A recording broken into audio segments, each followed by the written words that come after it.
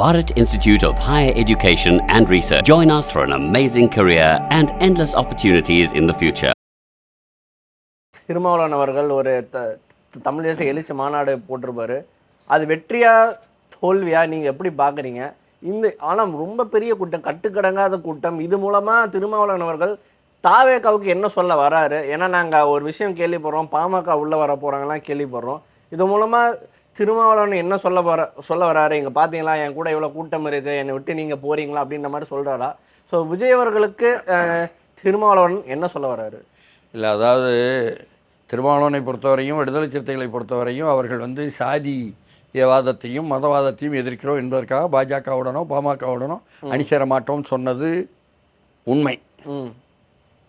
அதை தாண்டி பாமக இரண்டாக உடையும் பொழுது திமுகவுடன் இருந்த திருமாவளவன் அன்புமணியை விட ஆபத்தானது ராம்தாஸ் தான் என்று சொன்னதாக திமுக பக்கம் தலைமையில் இருந்தே சொன்னாங்க.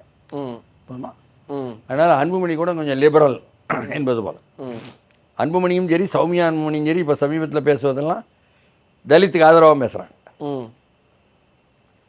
அவங்கள பெரிய பகையாக நினைத்துக்கிட்டு வெளியில் ஊடகங்களை சுற்றி வருமே தவிர திமுக சார்பு செய்திகள் பரப்பப்படுமே தவிர அப்படி இல்லை.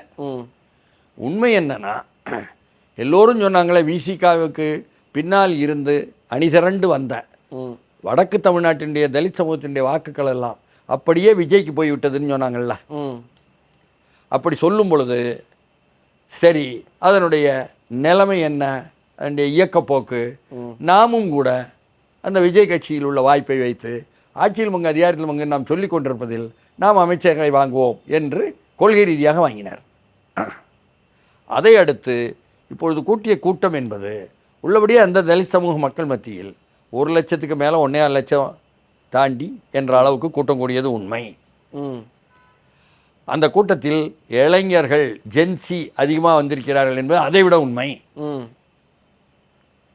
அப்போது இவ்வளவு ஏன் வந்தார்கள் பொழுது இந்த பவர் கான்ஷியன்ஸ் இருக்க அதிகார உணர்வுகள், அதிகாரத்தில் பங்கெடுக்கும் உணர்வு, இது சமூகங்கள் மத்தியில் ஒரு பெரிய உளவியல், கூட்டு உளவியல் யாருமே கவனிக்கிறது இல்லை. எந்த சமூகமும் என்ன சொல்லுவாங்கன்னா, திமுக இருந்தாச்சு, அத்தான் திமுக இருந்தாச்சு, திமுகவில் யாருப்பா அதிகமாக வெள்ளாள கவுண்டரில் தான் நிறைய பேர் இருக்காங்க, அமைச்சர் முக்குளத்தூரில் பாரு மறுபடியும் அந்த நிறைய நம்பர் தான் இருக்காங்க, போதுமான அளவு பட்டியலத்தில் இல்லை பாரு, திமுக பாருங்கள் அங்கேயும் அப்படி தான் இருக்காங்க, இவங்க வந்தாலும் சரி அதேமாரி வன்னியர்கள் வெள்ளாள கவுண்டர்கள் அல்லது முக்குளத்தூராக இருக்காங்க, நாடாரும் சேர்ந்துருக்காங்க, பட்டியலின் அதிகமாக வரல பாரு. அப்போது அதிகாரத்தில் அமைச்சராக இருப்பவனால் அந்த சமூகத்தில் உள்ள எளிய மக்களுக்கு, ஏழை மக்களுக்கு, இளைஞர்களுக்கு, அடுத்த தலைமுறைக்கு ஒரு மண்ணும் பயன் கிடையாது. அந்த தலைமை போய் உட்கார்றாரு அமைச்சராக, அவருக்கு தான் பயன், அவர் குடும்பத்துக்கு தான் பயன். ஆனாலும் இவன் உளவியல் ரீதியாக கூட்டு உளவியல், சமூகத்தின் கூட்டு உளவியல், நாம் அதிகாரத்தில் இருக்கோம் அப்படின்னு நிமிர்ந்து போவாங்க. இப்படியாக ஒவ்வொரு சமூகத்திற்கும் இருக்கும், தவறல்ல, இது இயற்கை விதி. பட்டியலின சமூகத்தில் இருந்து 8 பேருக்கு அமைச்சரவை கொடுத்திருக்கிறார் விஜய்.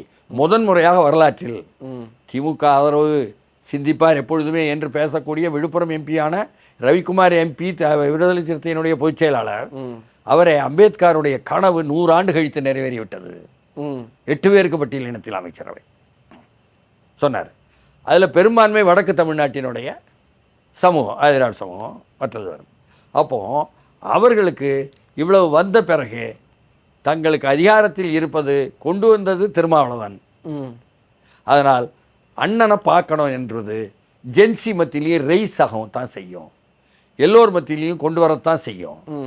ஒரு 23,000 வரை பெண்கள் வந்திருப்பாங்க. ஓகே, 23,000 பெண்கள் வந்திருப்பாங்க. நம்ம மதிப்பீடு என்பது கொஞ்சம் கராராக இருக்கும். அப்படிங்களா? அவ்வளோ 23,000 பேர் பெண்கள் வந்து அட்லீஸ்ட்டு 20,000 பேராக இருப்பாங்க. ஓகே. ஆனால் நல்லா வந்தாங்க. போன முறை இதே இடத்துல போட்டபோது மது ஒழிப்பு மாநாட்டுக்கும் மொத்தமே 40,000 வந்திருக்கோம் கூட்டம். அதில் பெண்கள் பெரும்பான்மையாக இருந்தாங்க. அது பெண்கள் அதிகமாக திரட்டப்பட்டது கூட்டம். அந்த நேரம் மகளிர் அணியில் இருந்தானே செய்தது. இப்போவும் வந்திருப்பாங்க. அப்போது வந்தவர்கள் எல்லோரும் விசிகா வாக்காளர்கள் யாரும் சொல்லலை. எல்லா கட்சியை சேர்ந்த திமுக, அதிமுக, தாவேகா வாக்களித்தவர்கள் எல்லோருமே வராங்க.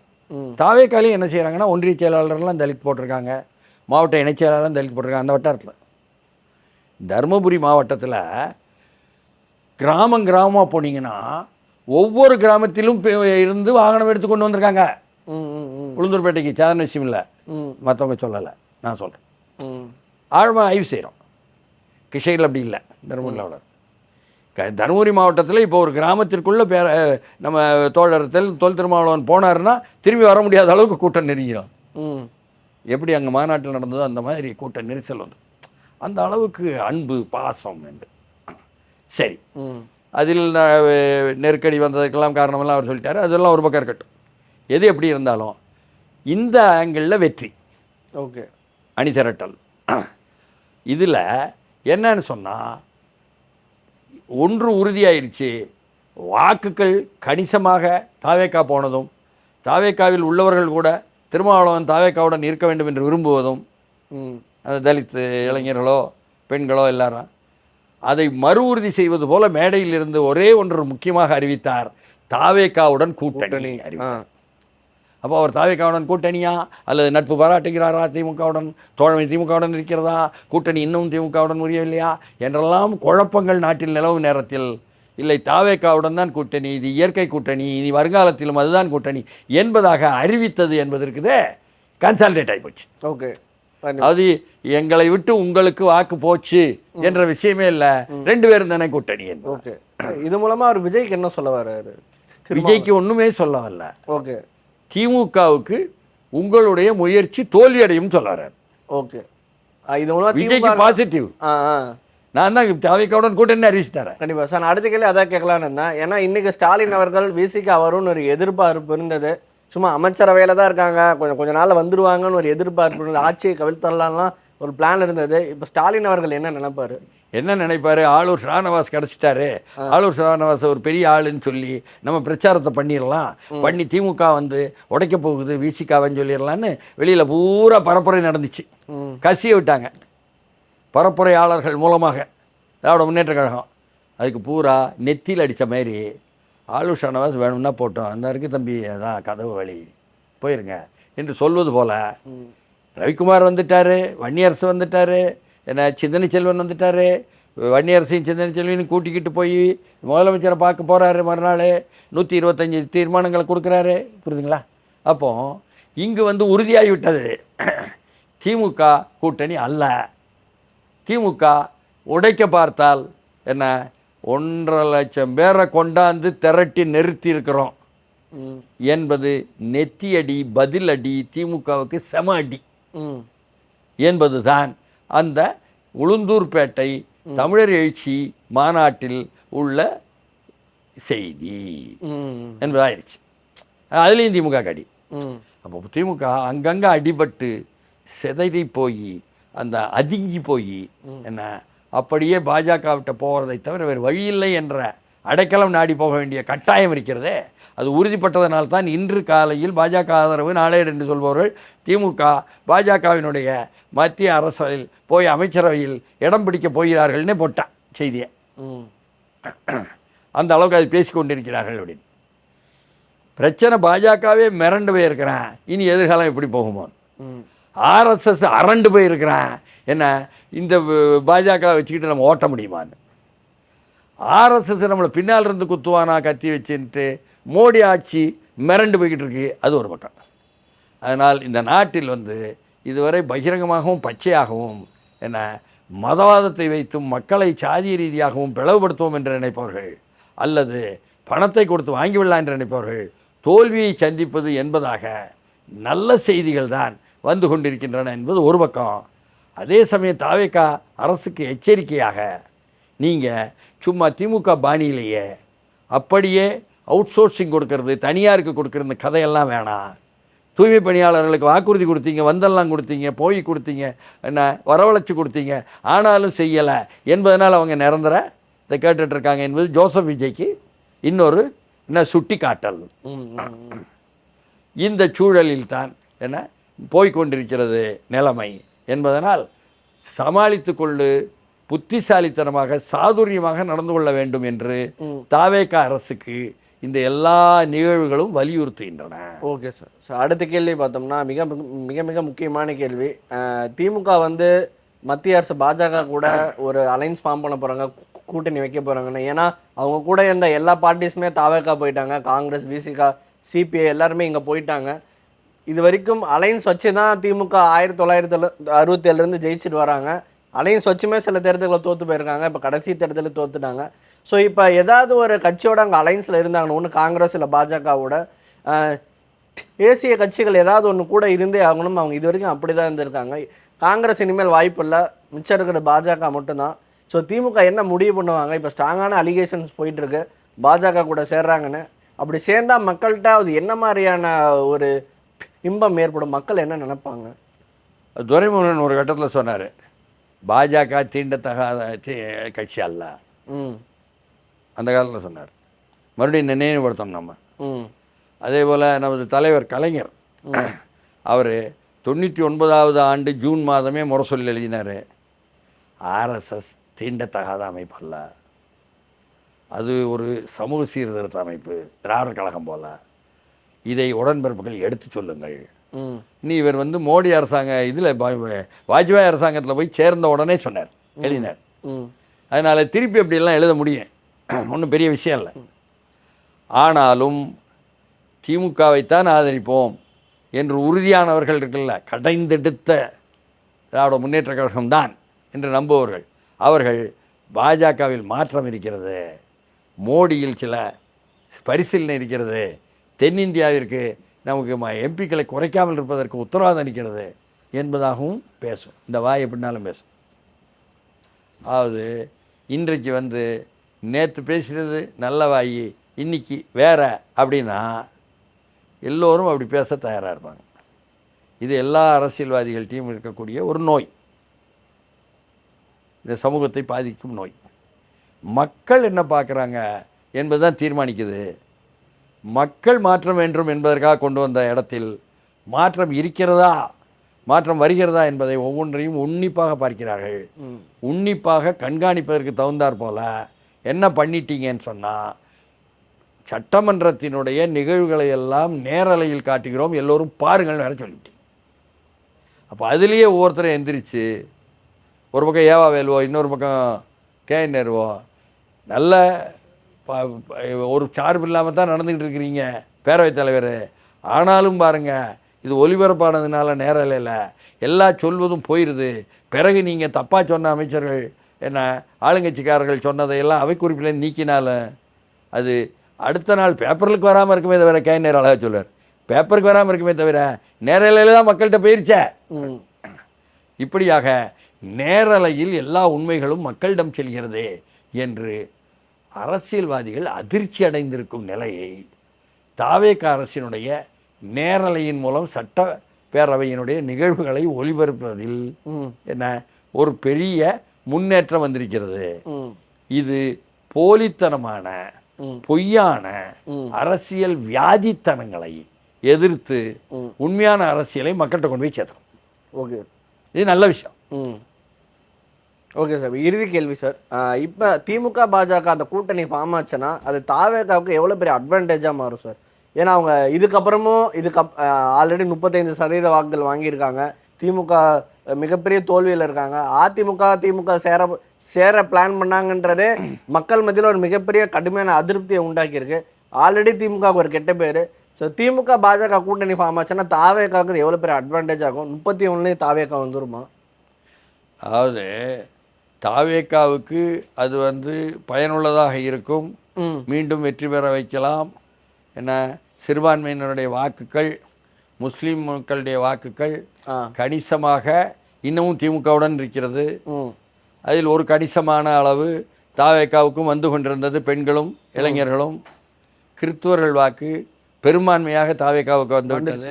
தலித் மக்கள் வாக்கும் அப்படி. அதனால் ஏற்கனவே வந்தது தான் 34-35 விழுக்காடு. அப்போ அதில் வந்து இப்போ அங்கிருந்து இங்கே வந்திருக்கக்கூடிய சிபிஐ சிபிஎம்முக்கு ஊசலாட்டம் இருக்காது. அது உறுதியாக இந்த கூட்டணியை ஆதரிப்பது என்ற நிலைக்கு வரும். இன்னமும் அதையும் தாண்டி புத்திசாலித்தனமாக சிபிஎம் தலைமையில் இருந்து சொல்கிறாங்களா, நீங்கள் அமைச்சரவையே எடுத்துக்கிடுங்க, அதன் மூலம் வெகுஜன அமைப்புகளை வலுத்துடலாம் அப்படின்ட்டு. இன்னொரு பக்கத்தில் நான் சொல்வது, இதையெல்லாம் தாண்டி கட்சி சார்பற்ற ஒரு மக்கள் சார்பு, இளைஞர் சார்பு, நாளைய எதிர்காலத்தை தீர்மானிப்பது எங்கள் கையில்னு இளைஞர்கள் நினைக்க ஆரம்பிச்சிட்டாங்க. ஜென்சி இளைஞர்கள் இந்திய துணைக்கண்டமெங்கும் நினைக்க ஆரம்பிச்சிட்டாங்க. அதனால் அதைத்தான் இந்த நான் சொன்ன இந்த நக்சல்பாரி இயக்கத்தினுடைய இருந்து வந்த அகில இந்திய மாணவர் கழகம் என்ற AISA இருக்குது, ஆல் இண்டியா ஸ்டூடெண்ட்ஸ், அதனுடைய தலைவியாக அங்கிருந்து வந்திருக்கிறாங்களே இந்த ஜென்சியை சேர்ந்த அந்த நேஹா போரா, அவங்க சொல்கிறாங்க, வி த பீப்புள், நாம் மக்கள் பாதிக்கப்படுகிறோம், அவர்கள் பலனடைகிறார்கள். எதை சொல்லாமல் விடுறாங்க அவங்கன்னா, கவனிக்காமல், இந்த நீட்டுக்கு பின்னால் ஒரு சர்வதேச சதி இருக்குது.